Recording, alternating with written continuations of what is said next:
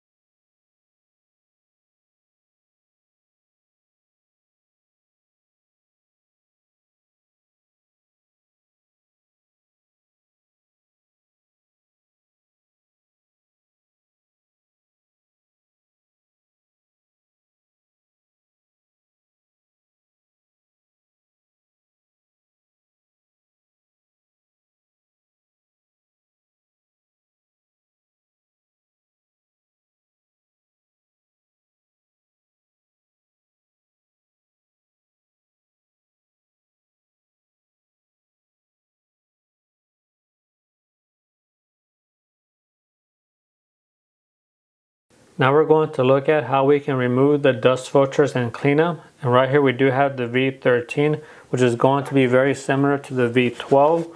So we're just going to do one demonstration for both the units. As you can tell, this is going to be the bottom. They look exactly the same. And right here where the filter is going to be housed, you're going to pull these down and then pull forward. Don't just pull straight up, because these little tabs right here can break. Pull a little forward and then you can remove it. You get into the dust filter. It is going to be very thin, as you can tell, just on foam that captures the dust and particles. And be careful when you're cleaning this. Run it through some water lightly, not super violent, because you don't want to tear it. Remove the dust, anything that be caught within the foam, and then set it out to dry. Once it's completely dry, then you can put it back into the cooler just like that. Line it up, and again at an angle, make sure these enter like so, and then press down. So very easy to remove and clean the filters with the V13 and the V12. Next we're going to look at the V10. Very similar to the previous models. We turn around, you can see it looks almost exactly the same, but on a scaled down version. We press down on the tab and then pull forward. And again, remember to pull forward. You don't want to break these tabs. Same instructions, similar design. Make sure you clean it very well and let it dry. Then place it back and put the cover back in at an angle, just like so, and snap it into place. Now moving on to the IETS, you can see we flip it around. It's going to have a very easy system. In order to get to the dust filter, all you have to do is pull these tabs down, and it does open up. And you are going to have two filters. So that right there is going to be a nice detail, because two filters is better than one, a lot of people would say. And you can see it right here. So make sure they line up correctly.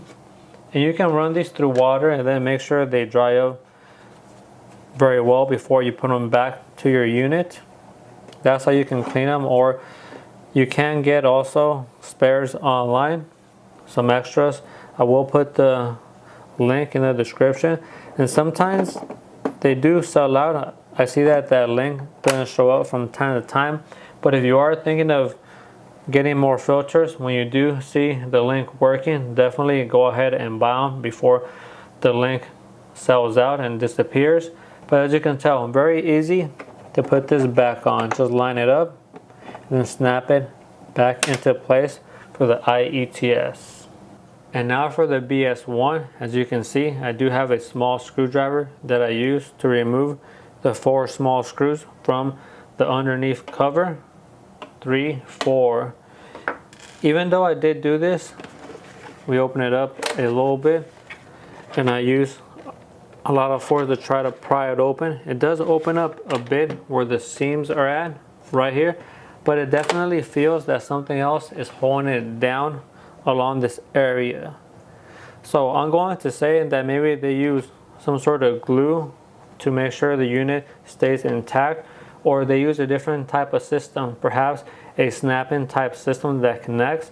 So unless if you know exactly where they're connecting, you are going to have a very, very difficult time taking this apart. So one positive is going to be that I did read how the filter works online in the description. And I'm going to say when you examine it, you can see that it is going to be housed very well. So you're not going to have any dust entering, only in one area on this side. Yet the filter is along this area right here, underneath in this part. So it's going to be more in the center. If you take a close look, you can see the way it's housed, that there is a nice sizable amount before you actually get to the filter. So that's going to be a positive, because if some dust is trying to enter in your environment, it is going to fall along this area before it gets to the filter. But that's not saying that some dust can't enter. Definitely some dust can enter, but at least now you have that assessment. The assessment is going to be, it's going to be difficult to get to the actual dust filter, and perhaps maybe you're going to be able to do it if you are maybe a technician. but at least now you have that information. Now we're going to get a close-up of the foam sealer to see how thick the foam actually is for all these models. The first one we're going to start off with is going to be the V10. This one right here is going to be the V10. If we measure it, it is a 1/2 inch in thickness. Now we're going to move on to the V12 or V13. That one also is going to be a 1/2 inch in thickness. The IETS GT600 also going to be a 1/2 inch in thickness. And you can see that right there. We put them all together, we line them up. They're all going to be the same thickness, so they're going to provide very nice coverage. Now we take a close look at the BS1. You actually can't remove it. It is permanent on the machine, but if we turn it to the side, then grab the measuring tape. Right there, it is going to be 3/8 of an inch or slightly under 1/4 of an inch. Let me try to give you a side view, a better view. Let's go to the center. It's going to be around 3/8 of an inch or 1/4 of an inch, slightly under 1/4 of an inch. And I'm going to say that it's going to depend how high your laptop is off the table or the ground. These other models are going to give you extra foam, so it is going to seal very well. Now with the BS1, it's not too thick, the foam, but if we now for the BS1, it's not going to be too thick of a foam sealer, but it all depends how your laptop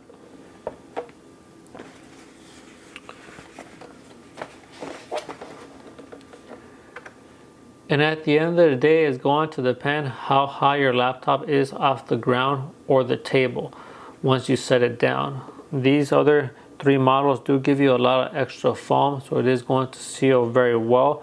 The BS1, it is going to work very well with a modern laptop.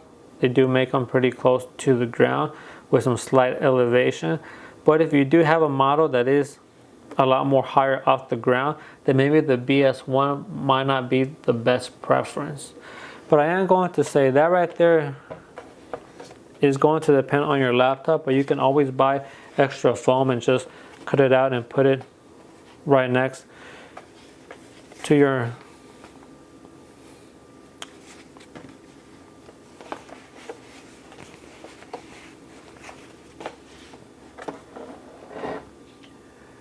And overall, all these 4 models are going to do a very good job in sealing the cooling air from not escaping. You want all the cooling air to go into your laptop, especially these first 3 models. They're going to do a fantastic job with the extra foam and thickness. And for the BS1, it is going to depend how high your laptop is from the ground or the table. But I'm going to say most laptops, especially modern laptops, they do design them not to be super high. But if you do have a laptop that sits higher, just look at the measurements we provided. Then you can see if it's going to work well with this other model, the BS1. And I think it's a slight disadvantage, right? Because you are getting a lot of power in this machine, and it's going to be one of the most quietest coolers out there. So that's a big benefit of using this one. And you can always add extra foam, right? You can add some extra foam and just cut it to size, and that can help you out a whole lot. But a lot of people do love the higher foam, so that way you can expect with the other models. Now really quick, I did want to turn these around and show you what they look from the underneath view. All the Llano are going to be like this. It's going to be a more firmer, solid material underneath. And the IETS GT600 is going to have these magnets that line up with the cooler once you place it on top. But they don't move around once they're set, right? They pretty much stay in place because there is a nice little border on all the coolers.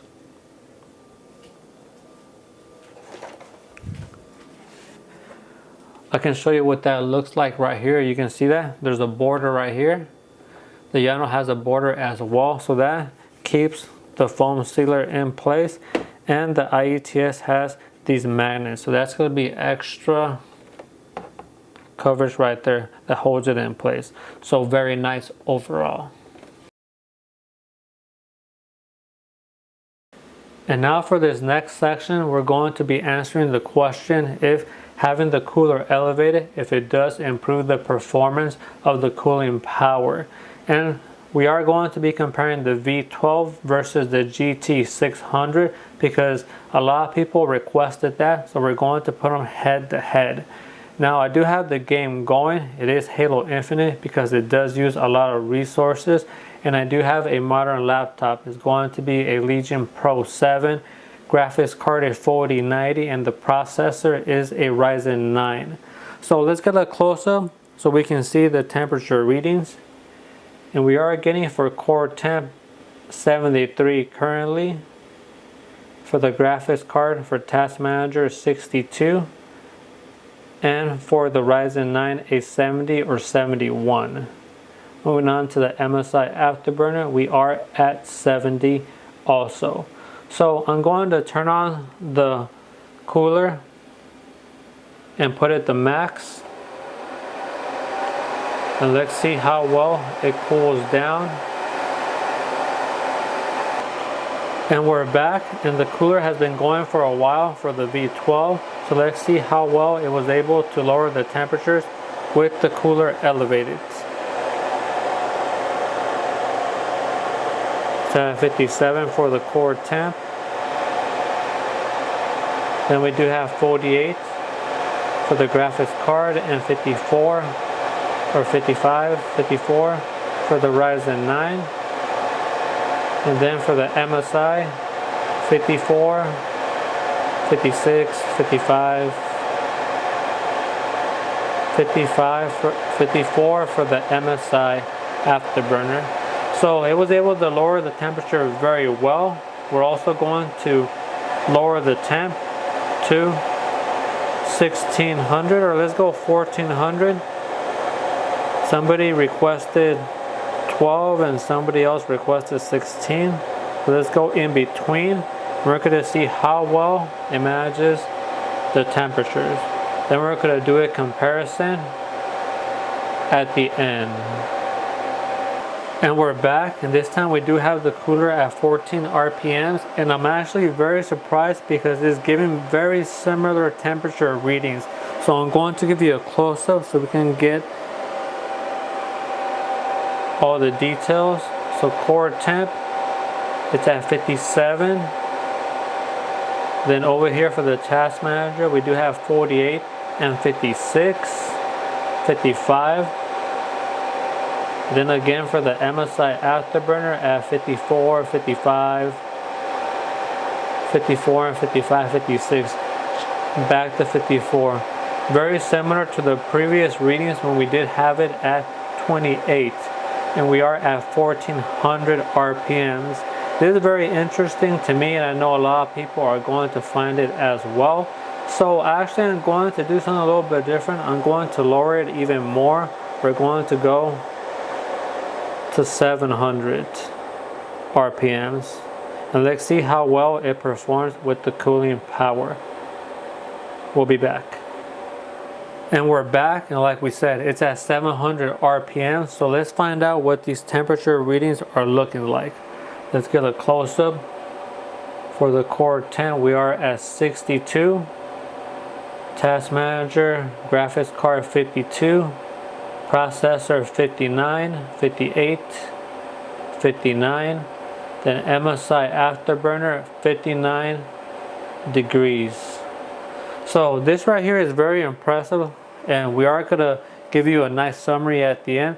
But it looks like if you do have it at the max, which is 2800 RPMs, to around the middle, which is 1400, it's going to give you about similar cooling power. Then when you do drop even more to around 700 RPMs, you are going to lose around 3 to 4 degrees in that cooling power. but not bad at all. I'm very impressed. Very nice discovery. 14 to 2800 is going to give you very similar readings. So now let's move on to the IETS GT600 and let's see how well that one's going to perform. And we're going to do the exact same temperature readings and RPMs. And we're back, and this time we do have the IETS GT600 with max RPMs 2800, and it's actually giving very nice and impressive readings. And one of the reasons why I wanted to do this comparison, because I did have a lot of commenters mention that if you do elevate the GT600, it gives you very similar readings compared with the V12. And actually, I'm actually very surprised. Like I said, let's get a close-up of these readings. Take a look. Core temp is giving you 58 degrees. We move over to the task manager, around 48, 49 for the graphics card, 55 for the Ryzen 9. You did see it at 54 for a tiny bit, but it has been throttling between 55 and 56. The V12, it was staying more set, but that's natural in temperature readings. They fluctuate a whole lot back and forth. 55, 56 for the Ryzen 9, and then for the MSI Afterburner 56, 55. What we're looking at, 55 currently.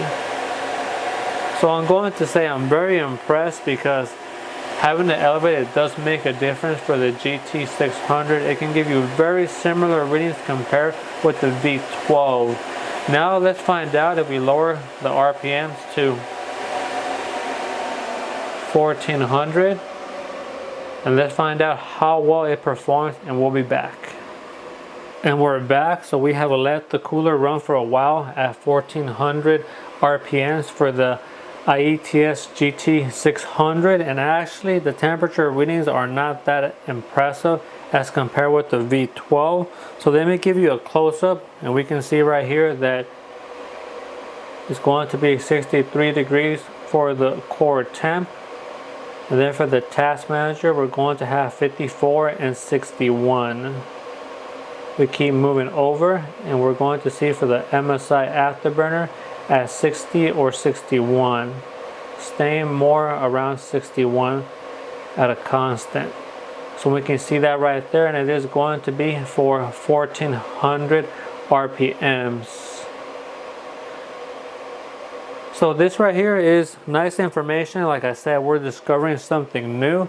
So far there is going to be around a 5 to 6 degree drop from the max 2800 all the way down to 1400. So you are going to lose around 5 to 6 degrees in cooling power. We are going to lower it again to around 700. I think this one goes down in 2s, so we can leave it at let's leave it at 800, and let's see how well it cools at 800 RPMs, and we'll be back. And we are back, and we do have the RPMs at 800. Let's see the temperature readings. Let's get a close-up. We are looking at 70 for the core temp. Let's move over to the task manager. 60 degrees for the graphics card, and 67, 68 for the processor. Keeping it going. The MSI Afterburner 67, 68.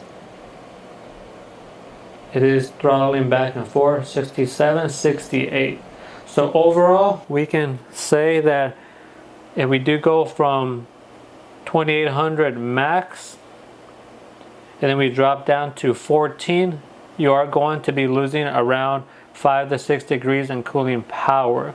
Then if you drop even more to 800 RPMs, you are going to be losing around 9 to 10 degrees in cooling power. So there is going to be a difference, a significant difference with the change in RPMs for the GT600. So that's going to do it for this testing with having the coolers elevated. And I do have to say, we discovered some amazing information. I wasn't aware that if you elevate the GT600, you can pretty much match the V12 or V13 in the cooling area.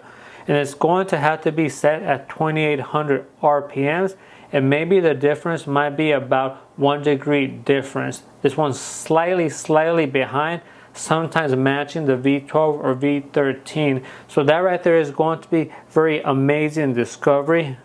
Also, another detail that also surprised me a whole lot is going to be the V12 or V13. They are basically the same model, but one has RGB, the other one doesn't. If you do go from max RPMs 2800 all the way down to the middle setting 1400, you can get the same cooling effect. So that right there impressed me a whole lot, because you can lower the noise level and still get very good cooling throughout your whole laptop. So this right here also impressed me in that detail. I do have to say, when we lower the RPMs on the GT600, it doesn't perform as well. Around the middle setting, you do lose around 5 to 6 degrees.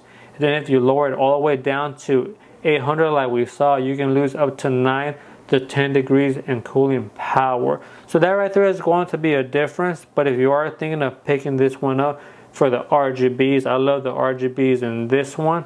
And if you do have it elevated, it can pretty much get pretty close to the Llano V12. Still, the V12 or V13 is going to be a powerhouse when it comes to cooling power. It's going to be unmatched, but now you have a little bit more detail, so you can figure out what's going to work for you. So that's gonna do it for this video. Hopefully you got a lot of good information. I did try to answer most of the comments, the questions I had seen, and if you did get something out of this video, please sub and like. This really helped me out a whole lot. Really does motivate me to keep going and bring you more of these videos. So that's gonna do it for today, and we'll see you until next time.